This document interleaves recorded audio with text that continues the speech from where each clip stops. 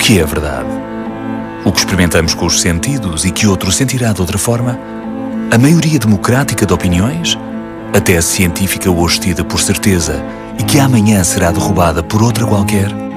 O mundo persegue a verdade acima de tudo, mas nunca a alcançou. Então, por que diaboliza a mentira? Por que razão achamos a história mais merecedora de respeito do que as histórias? No século XVI, um homem percorreu o Oriente que nenhum ocidental vira até então e viveu para contá-lo. Mas poucos acreditaram no relato. 400 anos depois, já estaremos livres para acreditar em Fernão Mendes Pinto? Ou será que a verdade sequer importa alguma coisa quando falamos da peregrinação?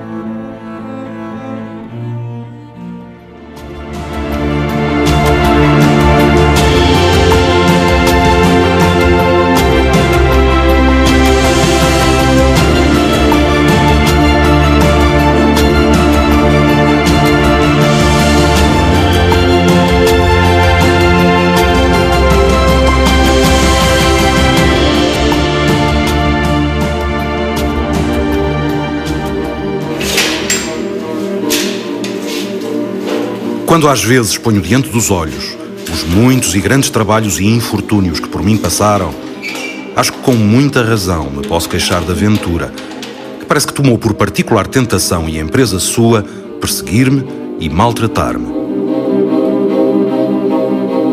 As primeiras palavras da peregrinação não serão tão célebres como as dos Lusíadas, da Divina Comédia ou de Dom Quixote, mas não lhes ficam atrás quanto à grandeza a que se propõem.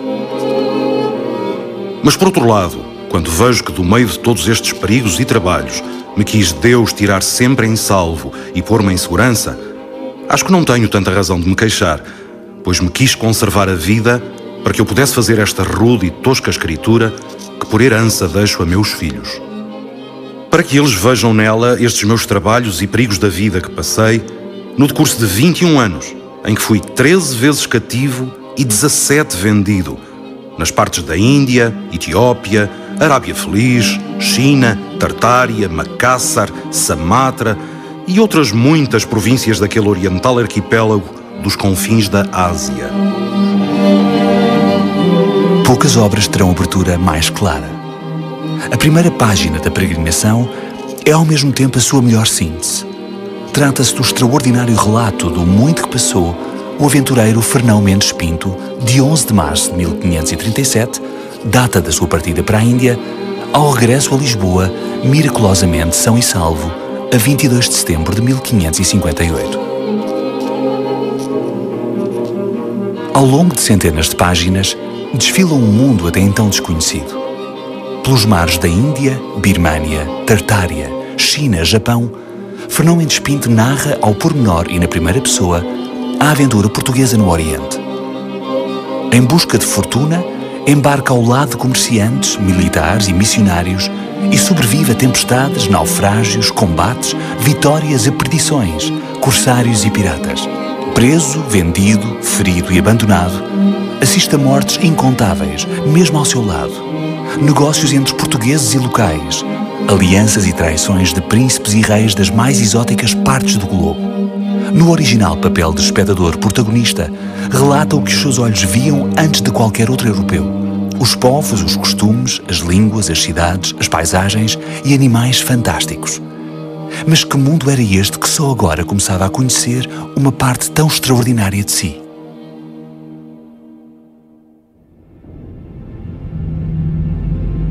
1494.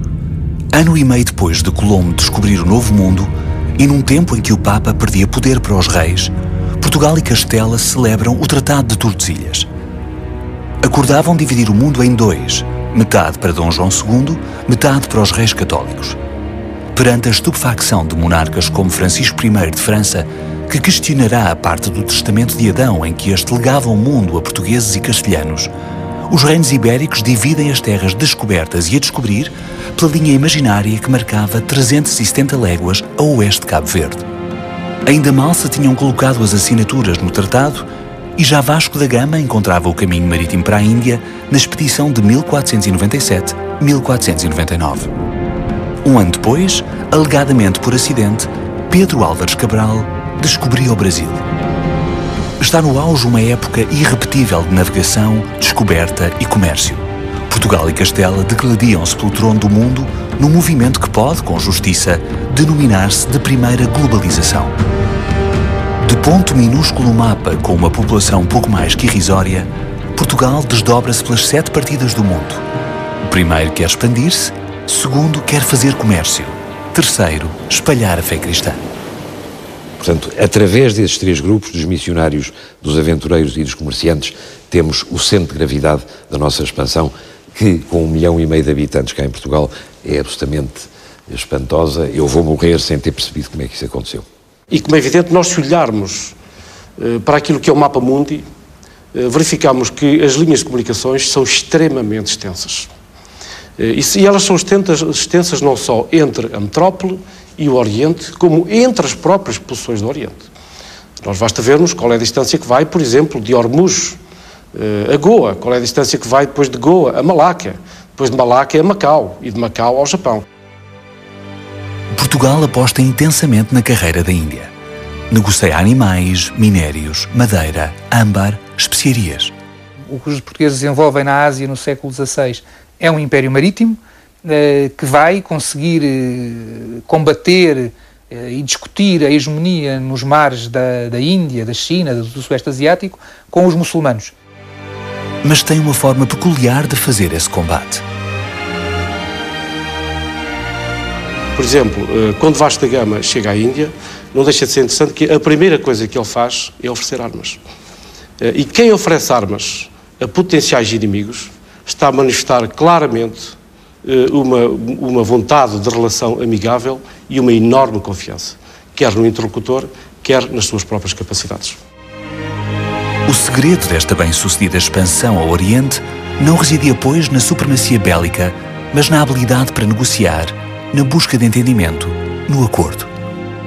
Quando Macau nasce, Macau para mim é muito o exemplo de convergência, é um entreposto de convergência de interesses comerciais. Ponto final. Macau nasce como convergência de interesses comerciais, perfeitamente legítimos.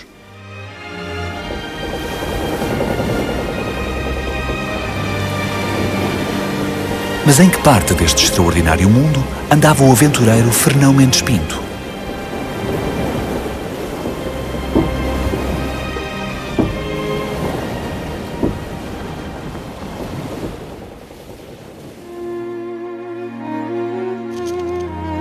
Tomando por princípio desta minha peregrinação o que passei neste reino, digo que depois que passei a vida até a idade de 10 ou 12 anos na miséria e estreiteza da pobre casa de meu pai na vila de Montemoro Velho, um tio meu, parece que desejoso de me encaminhar para melhor fortuna, me trouxe à cidade de Lisboa.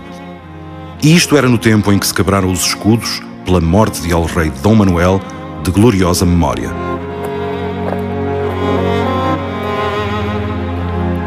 A peregrinação terá dados questionáveis, mas não mais que a história do seu autor. Supõe-se que tenha nascido em 1509, mas pode ter sido em 1511. Supõe-se que em Montemor, mas pode ter sido noutro lugar.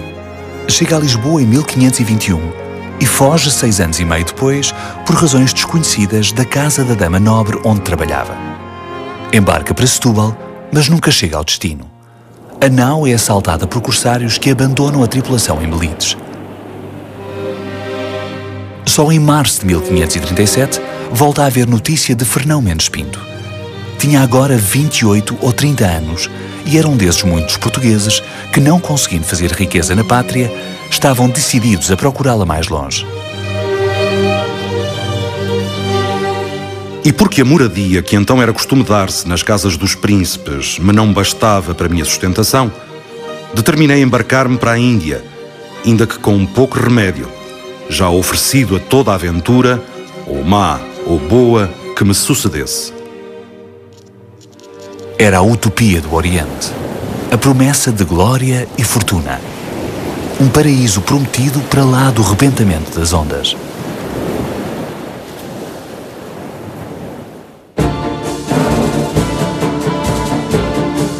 Depois de resumir intenções e memórias de juventude, Fernão Mendes Pinto embarca na jornada do Oriente. Um capítulo para contar o que a vida foi até aos 30 anos e 225 capítulos para os 21 anos seguintes. Conscientemente ou não, Mendes Pinto estava a criar a literatura de viagens portuguesa. A Peregrinação é uma obra-prima do século XVI, é uma obra-prima da nossa literatura, é uma das poucas joias da coroa que nós ainda guardamos e é, junto com os Lusíadas, o emblema final, o remate final nos nossos descobrimentos, no nosso renascimento. Enquanto o Renascimento se ocupava da imitação dos clássicos, Mendes Pinto representava outro género de literatura.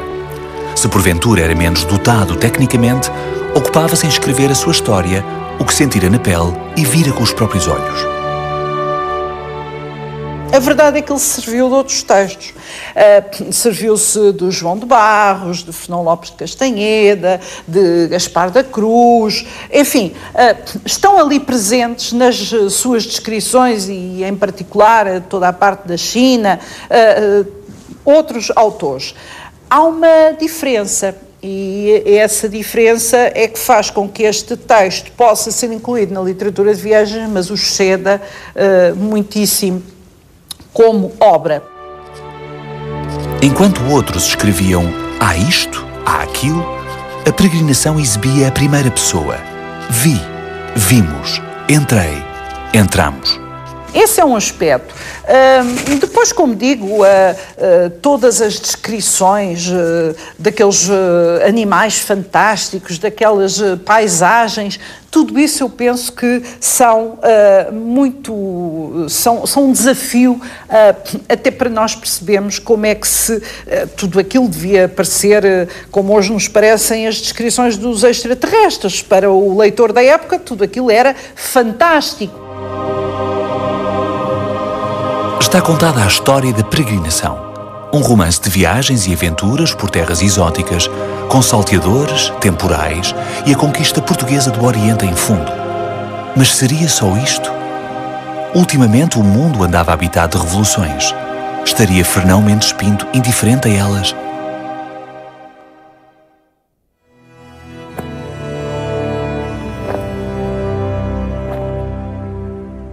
O mundo vingativo e Deus paciente.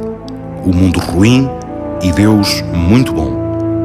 O mundo mentiroso e trapaceiro para os que são seus e Deus verdadeiro e claro e doce e suave aos recolhidos na sua oração.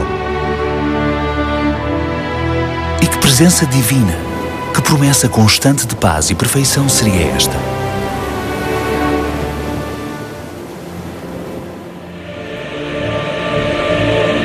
Século XVI. O Ocidente libertou-se de 900 anos de domínio católico. O centro nervoso do universo não tem de ser a Praça São Pedro. O Vaticano estremece. 1509. Nasce Calvino. 1517. Lutero afixa à porta das igrejas 85 teses contra a venda de indulgências. 1531.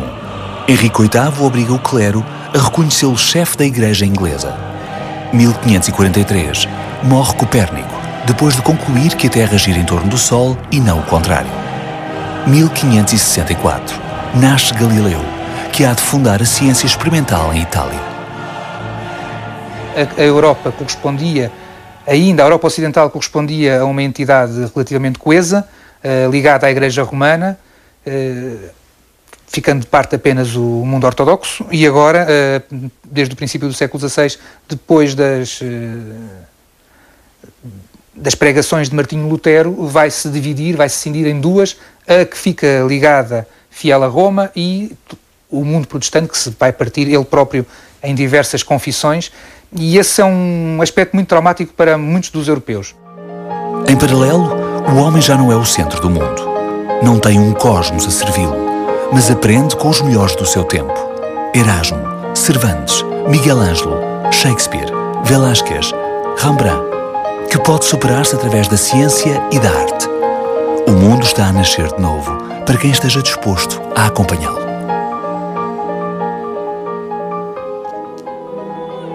Desta maneira, chegámos a uma cidade que se chamava Sampitai. Uma mulher que estava ali presente desabotoou a manga de um gibão de cetim e, arregaçando o braço, nos mostrou uma cruz que nele tinha esculpida como ferrete de Mouro e nos disse: conhece porventura algum de vós outros este sinal que a gente da verdade chama cruz? A que todos nós, em o vendo, pondo os joelhos em terra com o devido acatamento e alguns com as lágrimas nos olhos, respondemos que sim. A epifania de uma cruz nos confins da China tinha um significado incomensurável. A peregrinação não podia ser lida no sentido estrito da viagem. Havia outra leitura, povoada de símbolos e acontecimentos de fé. Ela era também uma jornada missionária. Há a expansão oficial, que são as conquistas, aquilo que vem nas crónicas, no João de Barros, no Fernão Lopes de Castanheda, que é o que toda a gente conhece relativamente bem, porque vem nas crónicas. A expansão do Estado, com conquista de algumas praças, como Goa, Hormuz e Malaca, obtenção de outras por negociação diplomática, como foi o caso de Chaúd ou de Dio, que foram obtidas, mas de qualquer modo é o Estado que intervém, isso é um aspecto.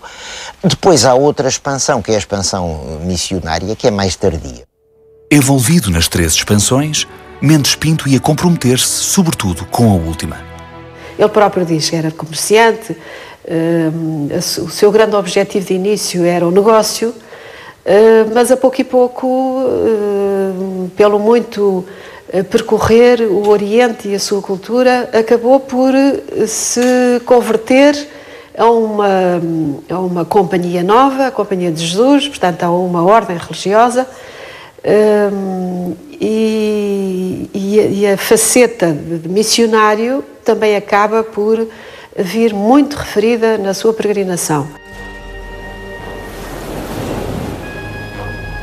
Como nesse tempo não levávamos piloto, por nos ser morto na briga passada, e as águas corriam muito contra nós, bordejámos às voltas, 23 dias com assaz de trabalho, no fim dos quais prova Nosso Senhor que vimos terra. Depois de se maravilhar com os confins da China, a embarcação de Fernão Mendes Pinto, fustigada por ataques e tempestades, perde-se no mar durante semanas, até que a fortuna a arrasta para uma nova terra. O episódio que Fernão Mendes Pinto nos narra acerca da descoberta do Japão também é fiável. A única dúvida que nós teremos hoje é se foi ele de facto quem o protagonizou.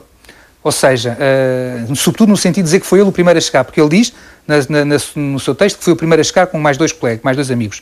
E diz que chegou por acaso, ou seja, que embarcou num navio asiático com um pirata chinês e que foram lá parar por acaso à ilha Tanegashima. Mas uma coisa é certa, em 1543, Fernão Mendes Pinto estava efetivamente no Japão, tivesse sido ou não o primeiro a lá chegar. Há um nome no meio desta história que surge consensual, e esse nome é Zeimoto. Um dos 3 que éramos, por nome Diogo Zeimoto, tomava algumas vezes por passatempo tirar com uma espingarda, na qual era assaz destro. Os Japões deram rebate disso ao Nautoquim, o qual, espantado desta novidade, mandou logo chamar o Zeimoto. Naquela terra nunca se tinha visto tiro de fogo, nem entendiam o segredo da pólvora, e assentaram todos que era feitiçaria. Os portugueses não eram apenas os primeiros a chegar ao Japão. Chegavam com algo que ia mudar a história do país. A introdução da espingarda no Japão pelos portugueses foi um fator decisivo na história do Japão. Quando os portugueses chegaram ao Japão, o país estava mergulhado numa profunda guerra civil, havia mais de 260 chefes independentes, havia um imperador em título, havia um shogun em título, mas ambos tinham um poder meramente simbólico, e o poder de facto estava nas mãos de 260 homens diferentes.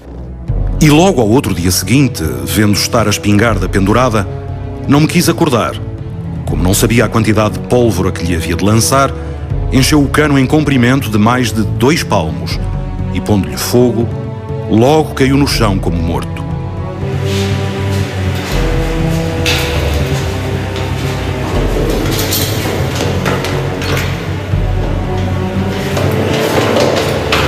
O acidente com o filho do rei ia resultar em mais uma prisão para Fernão Mendes Pinto, mas de novo por pouco tempo.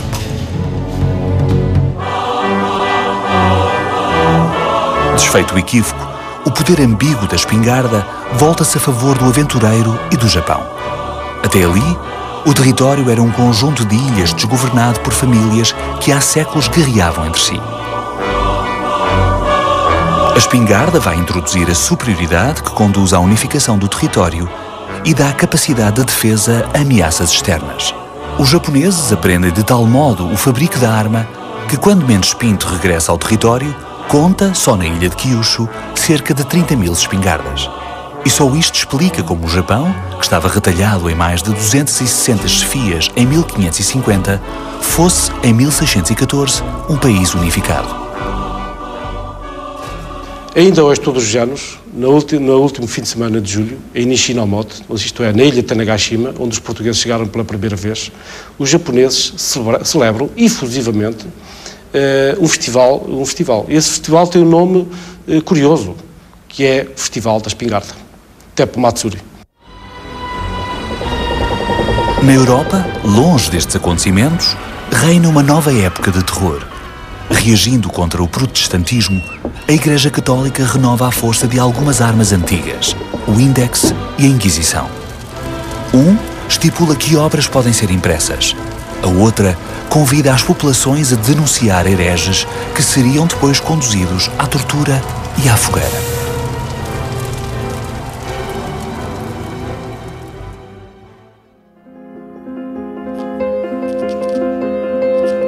No extremo oposto da tolerância, Fernão Mendes Pinto continuava a sua odisseia.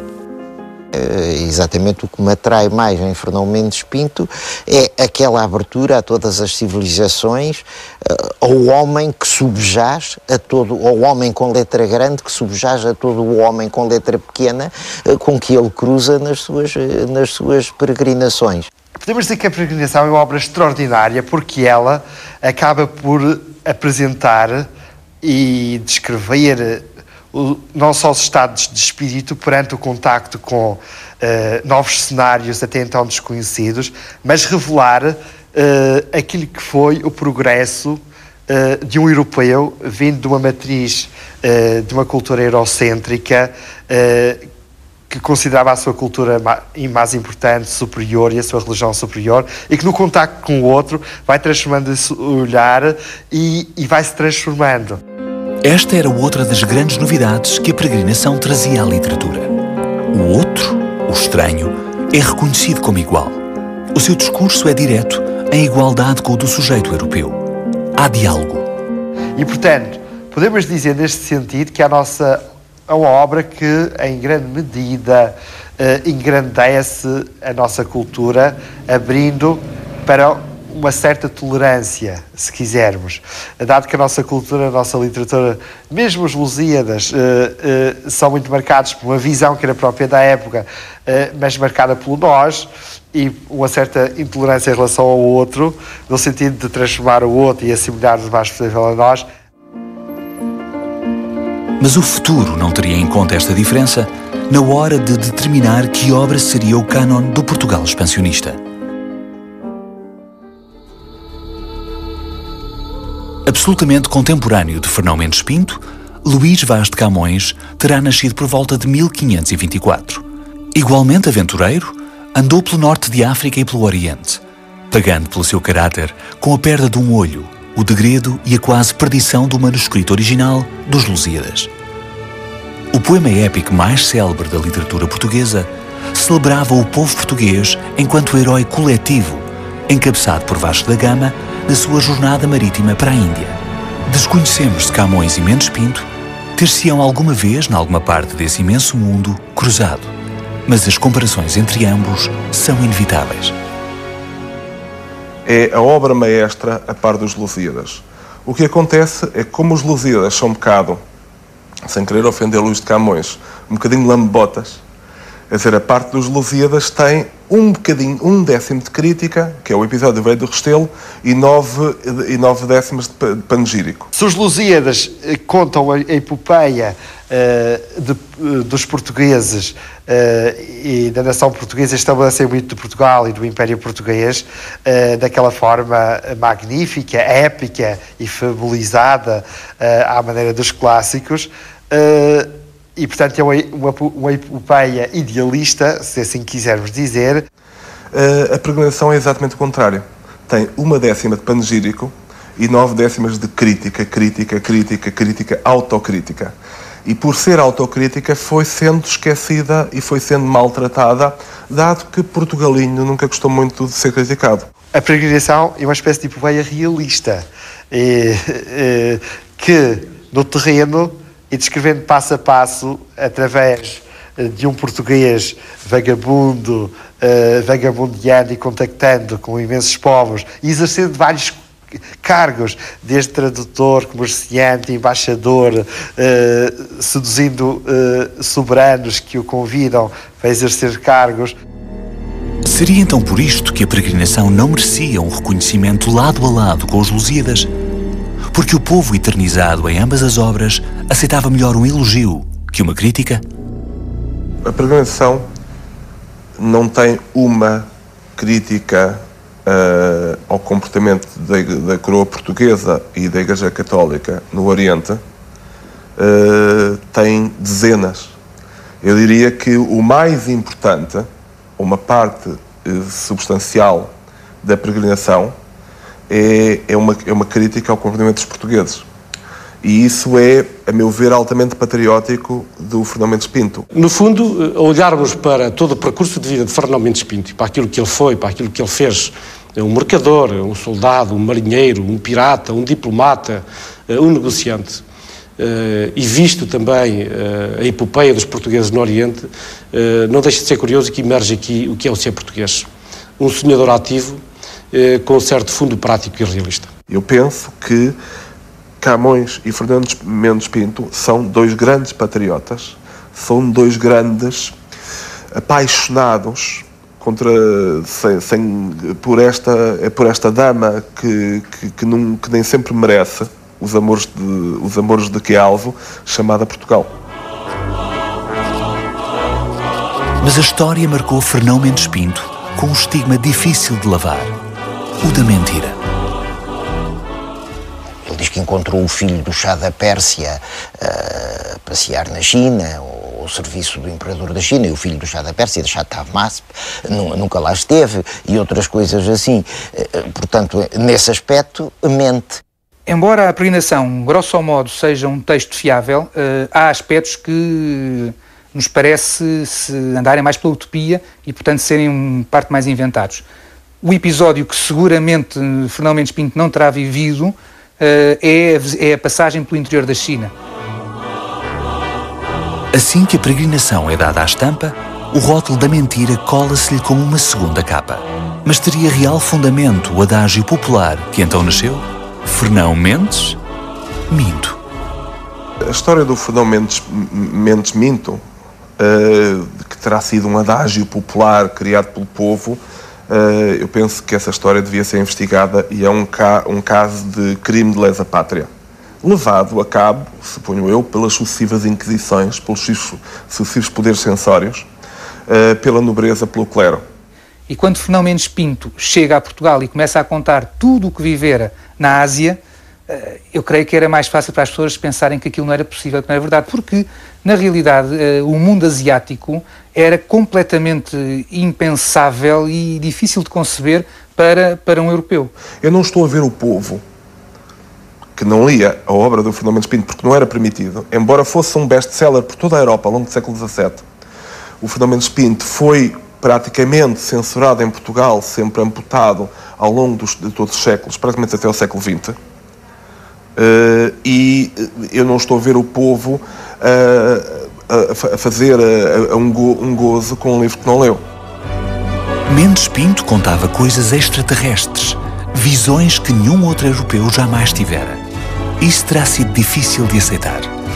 Por outro lado, criticava a corrupção, a tirania, a monstruosidade de muitos atos portugueses no longínquo Oriente. E o trilho sangrento desta hipotética verdade jamais poderia ser abraçado com o mesmo amor que o poema de Camões deixara à pátria. Mas o futuro faria alguma justiça à peregrinação. tem-se vindo a mostrar que muitas dessas informações têm, afinal, até uma base histórica e uma história comparada, feita a partir também de documentos asiáticos, vem provar que algumas das informações, afinal, estavam certas. Mas se compararmos com o Diogo do Couto, ou com o Fernão Lopes de Castanheda, ou com muitos outros relatos, quer espanhóis, quer italianos, quer franceses, quer, enfim, de outros escritores que por lá passaram, o nosso Fernão Mendes Pinto é extraordinariamente audaz no que diz, e que a pouco e pouco se confirma que o que relata é a realidade. Mas façamos uma pausa. Quanta verdade havia nos Lusíadas? Existiu alguma vez uma Ilha dos Amores? Um monstrengo a rodar no final do Cabo da Esperança? Registros magnéticos dos diálogos entre Marte, Vênus e os marinheiros portugueses? E a propósito, que importa exatamente à literatura a pertença à verdade?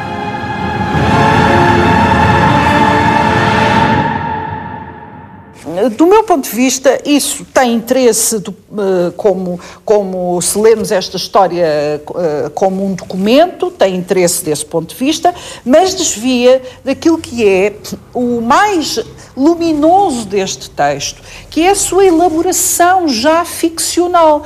E nesse aspecto, de facto, o Fernão Mendes Pinto faz ali umas construções claramente ficcionais.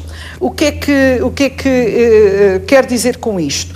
Muitas vezes ele utiliza histórias que pertencem a outros e que estão narradas por outros, e todas elas ele incorpora na sua biografia. Portanto, é um homem com uma vida absolutamente espantosa, que vem depois ali para Almada, onde acaba os seus dias, e que conta a sua vida com os lapsos de memória naturais de uma altura em que não havia meios de gravar ou de fixar aquilo que tinha sido a vida de uma pessoa, mas que ele depois conta, não muito diferente daquilo que aconteceu com o Marco Polo, uns séculos antes, não é? Quando escreveu o Milione, também foi muito questionado sobre a veracidade daquilo que ele dizia. Corremos avante até Lamau, onde nos provemos de alguns mantimentos que nos bastaram até chegarmos a Malaca, onde achámos o Padre Mestre Francisco Xavier, reitor universal da Companhia de Jesus, nas partes da Índia, que havia poucos dias que chegara de Maluco, com grande nome de santo na voz de todo o povo, por milagres que lá viram fazer, ou, para mais acertado, que Nosso Senhor por ele fizera. De repente, quando a peregrinação avança para o seu último trecho e aparentemente já nada de novo nos poderia surpreender, surge uma personagem luminosa. Inclinando a cabeça sobre o púlpito, disse aos que estavam presentes: dizei um Pater Noster e uma Ave Maria pela vitória que Deus Nosso Senhor agora deu aos nossos contra os inimigos da sua santa fé. E dali a 6 dias chegou um balão em que vinha Manuel Godinho a pedir alvíceras ao capitão desta vitória.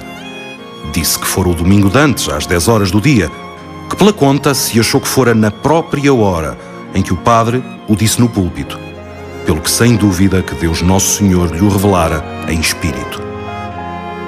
É das passagens que mais me impressionam, pela atualidade que tem. Portanto, no momento em que a Europa está muito preocupada no diálogo interreligioso, nós não nos podemos esquecer que esse diálogo foi iniciado por São Francisco Xavier há 500 anos.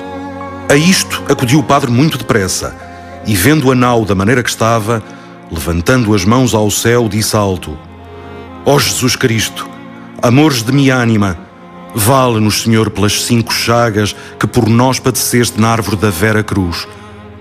E logo naquele breve instante, milagrosamente a nau tornou a surdir sobre a vaga do mar. Seria isto ainda religião?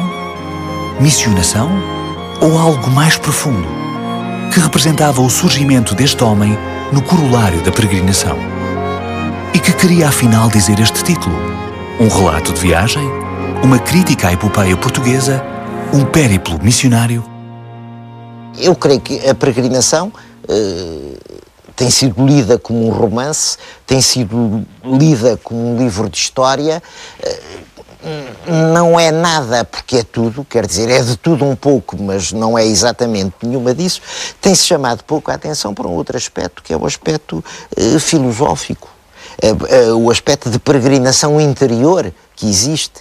Quer dizer, não é só peregrinação porque o autor anda de lugar em lugar, é peregrinação também porque há uma peregrinação em busca da verdade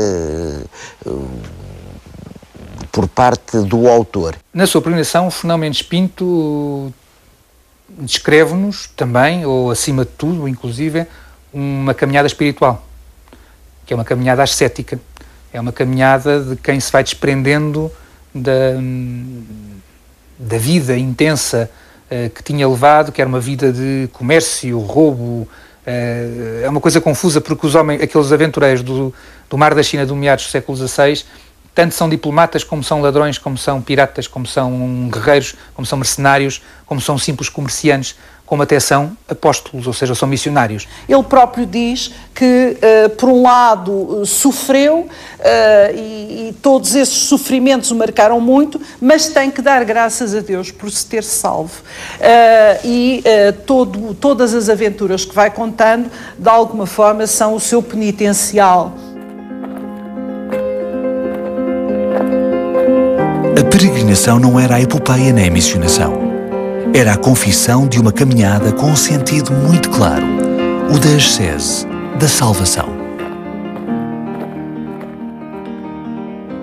No decurso dos anos, Fernão Mendes Pinto assiste e participa de atos de pirataria, violência e traição. Confessa os seus erros. Confessa a sua decepção com homens que pensava nobres e se revelam cruéis. A pouco e pouco, afasta-se deles e aproxima-se das gentes que encontra nas partes mais remotas do mundo, até à chegada de São Francisco. E que se revela o homem bom. E as passagens finais, as últimas 100 páginas da peregrinação, são quase um desaguar. Olha, encontrei um português decente, encontrei um dos nossos. Francisco Xavier, digamos que é português honorário, falava um excelente português. Encontrei um português decente, encontrei alguém que anda a tentar fazer uma coisa decente aqui nesta terra. Yupi! E aí há uma certa paz no final da peregrinação, que é essa busca do homem decente que lhe levou 20 anos e que finalmente desagua em Francisco Xavier. Mendes Pinto passa a acompanhar São Francisco. Entrará mesmo por algum tempo para a companhia de Jesus. Por isso, a morte do padre é um golpe duro que Fernão compensa, dedicando-lhe as mais bem conseguidas páginas da peregrinação.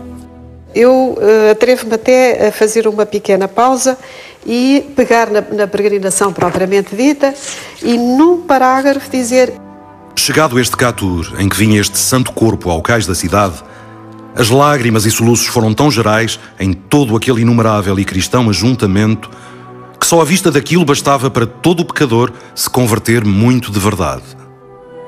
Ainda hoje, todos os 3 de dezembro, o monumental túmulo concebido para guardar o corpo de São Francisco Xavier é destino de grandes romarias, independentemente da nacionalidade ou fé de quem ali se desloca.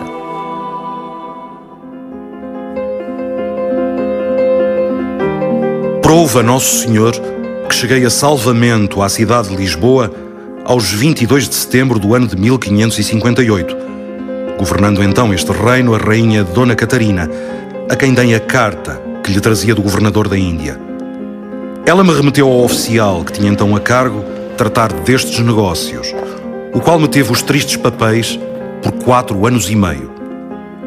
Determinei de me recolher com essa miséria que trouxera comigo, adquirida por meio de muitos trabalhos e infortúnios, e que era o resto do que tinha gastado em serviço deste reino, e deixar o feito à justiça divina.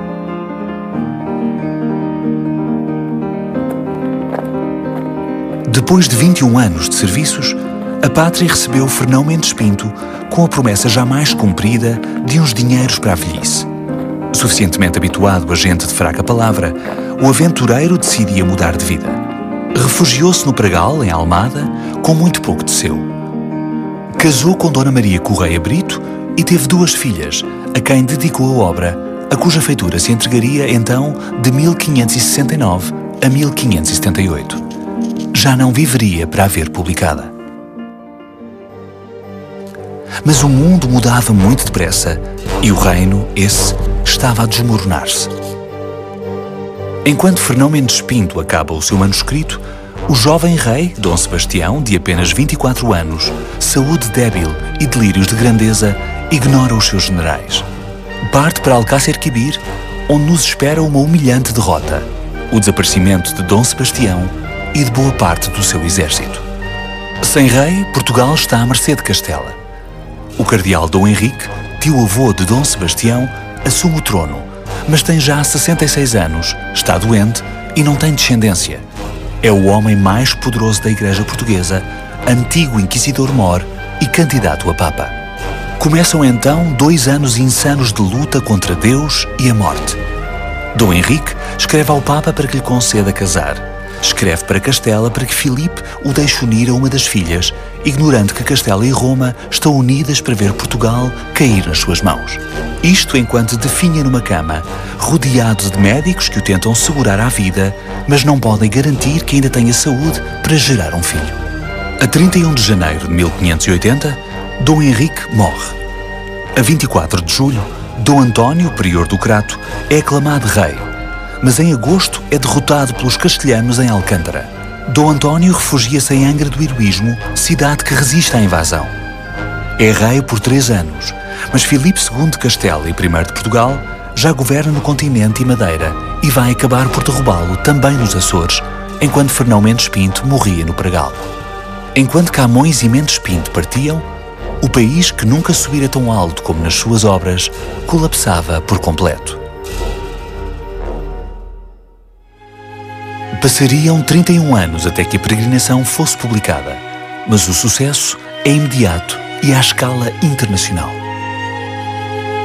Mas por onde andou a obra nos anos que separaram a morte de Fernão Mendes Pinto da sua publicação? Teria a peregrinação sido censurada? Teria o manuscrito passado por mãos que a cortaram e adequaram a seu gosto? São teorias. A história de quem apagou a obra, se foi ele que saiu da Companhia de Jesus, se foi a Companhia de Jesus que o expulsou, se foi a Companhia de Jesus que o censurou, ou isto ou aquilo, são mistérios por desvendar. Porque muitas vezes tende-se a dizer que a obra não foi publicada por razões religiosas. Talvez não tenha sido assim.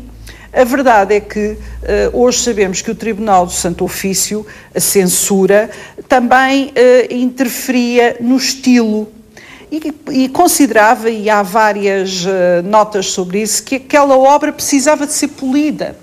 Aliás, o primeiro tradutor castelhano, Herrera Maldonado, também refere isso. A censura é um traço que ao longo de 500 anos esteve sempre presente. Quantas marcas da censura tem a peregrinação? Não sei. Obviamente que podemos partir do princípio que o livro foi amputado e que nunca saberemos como é que o livro era tal e qual. Mas, tal qual nos chegou, é uma maravilha. E o interessante é que nós lemos-lo mais, ele é mais lido depois do 25 de Abril, do que foi ao longo de 400 anos. Aproveitemos a boleia até ao século XX. O que ficou do relato por Mendes Pinto? Que sobrou do Império Comercial do Oriente? 1954. 7 anos depois de a coroa britânica dar independência aos territórios indianos, Portugal abdica de Dadra e Nagar Haveli. À revelia das Nações Unidas, no entanto, recusa entregar Goa da mão e Diu. 18 de dezembro de 1961. A União Indiana invade os territórios resistentes. Com os recursos militares desviados para Angola, Portugal tem um exército insignificante na Índia. Num ato irrealista, Salazar ordena o sacrifício total das tropas. O combate não dura 48 horas. Só por loucura se poderia acreditar que 4.000 soldados mal armados travariam o avanço de 50.000 militares indianos.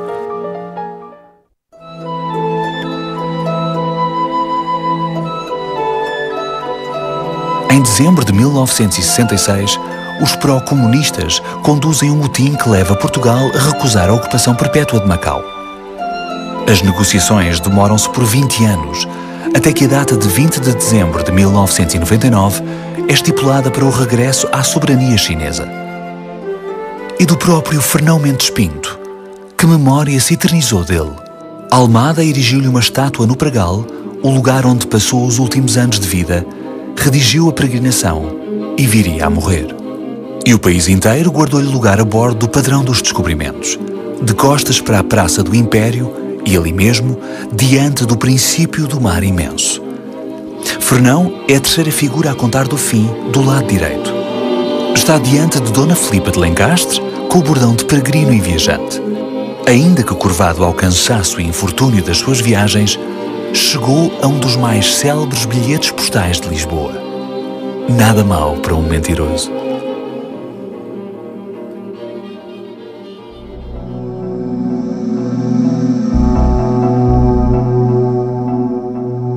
Mas uma memória de Fernão Mendes Pinto importa reter acima de qualquer outra. Hoje, como no século XVI, povos, culturas, religiões tentam impor-se uns aos outros como se a verdade a existir fosse apenas uma, a sua. Mas há muitas verdades espalhadas pelo mundo e a única atitude a ter perante a descoberta de cada uma delas só pode ser aquela que a peregrinação descreve a cada página da sua jornada. O interesse, o fascínio pelo outro.